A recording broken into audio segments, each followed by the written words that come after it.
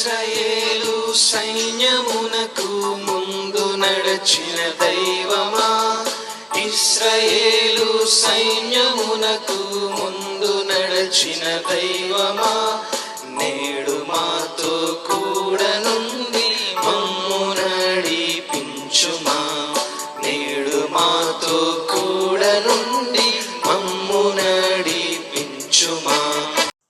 ఆసాపు వ్రాసిన ఈ 78వ కీర్తన ఇశ్రాయేలీయుల చరిత్రను ఒకసారి జ్ఞాపకం చేస్తుంది. తన సంతతి వారికి, ఆ తర్వాత తరముల వారికి ఈ సంగతులు తెలుపవలసిన ఆవశ్యకతను జ్ఞాపకం చేస్తున్నాడు కీర్తనాకారుడు. దేవుని ఆశ్చర్య కార్యములను, దైవ నియమములను ధిక్కరించిన వారిపై దేవుని తీర్పులు ఎలా ఉంటాయో తెలియజేస్తూ, ఆయన మారని, మార్పు చెందని దేవుని కృపను గానం చేస్తూ కొనసాగినది ఈ 78వ కీర్తన. మానవ చరిత్రలోనే మరవరాని ఘట్టము మందిరము కట్టబడుట.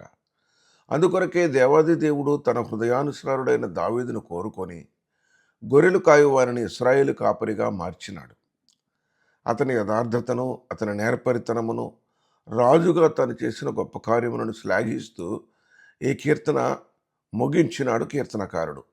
ప్రియ విశ్వాసి, గడచిన జీవితంలో సంభవించిన అనేక లోటుపాట్లకు, పతనములకు కారణమైన మన బలహీనతలను ఒక్కసారి స్మరణకు తెచ్చుకొని ప్రభువు ముందు క్షమాపణ కోరి జయోత్సవంతో ముందుకు సాగుదాము.